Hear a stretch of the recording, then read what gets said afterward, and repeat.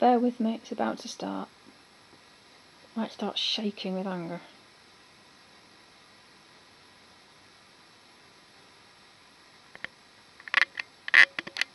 Yeah. What's changed from before Christmas to now, do you think? Nothing. I really don't. I mean, I think the British people are getting more worried. I think as they learn more about a hard, no-deal Brexit, they are getting more and more concerned. And I think that's why you're seeing in the polls a change of opinion. They are seeing that actually the best way to resolve all of this is to get it back to the British people and have that people's vote, because it is the only way through the impasse that I do believe exists in Parliament.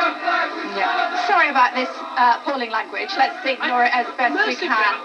It's so loud, I couldn't actually hear that bit. How do you feel about this sort of... I mean, as you said, it's part of the democratic process, or at least that's what the police are saying. Look, I don't have a problem with people demonstrating and making their views heard. Of course now, I have a real problem with people who call me a traitor or Soubry, you Nazi. Yeah. That is a criminal offence. I'm an old criminal barrister. I'm also a lass from Worksop, so I don't get scared by these people or intimidated. And I was a reporter, remember, for Central during the miners' strike. Yeah. So that doesn't... I don't feel physically intimidated. If there's anything, my difficulty is I want to respond, and you mustn't, and I know that. So I'm really behaving myself, because you might imagine what I'd like to do. But this is seriously worrying.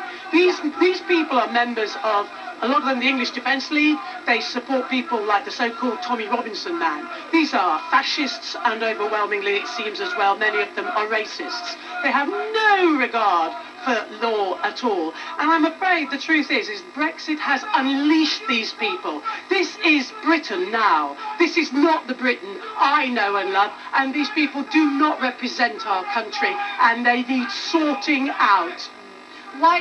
What do you think can be done? I mean, the Prime Minister needs to reunite the country in some way, doesn't she? And this is what Brexit has done. And we need to get back to being a tolerant country where we respect views of all their differences and divergences. And in order to do that, we need to sort out this Brexit problem. And just simply saying, vote for the PM's deal and that will solve everything is wrong.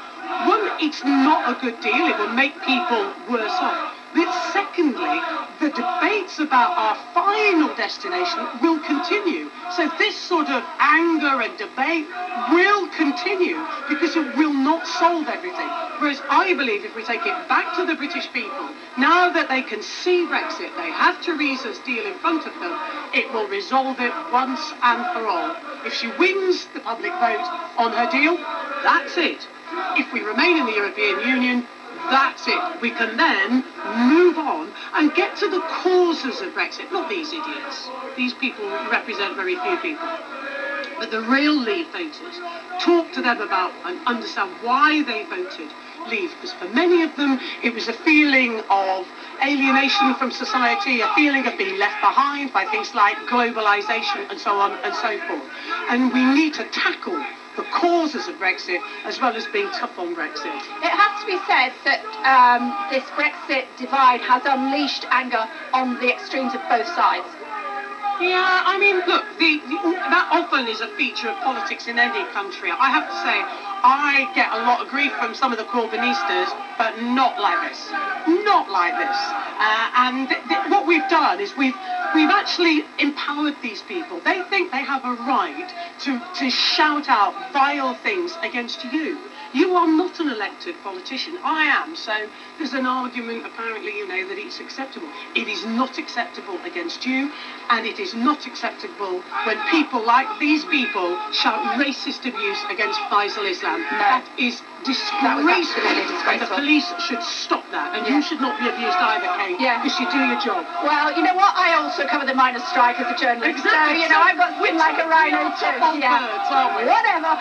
It's good to talk to you. Take care on the way back. Appreciate it. Thank you. Thank you. Still to come on the programme for you. We will have more on the sport also. Remember this, in 2010, well, in the next few hours, MPs will consider the possibility of another televised leaders' debate. More on that next.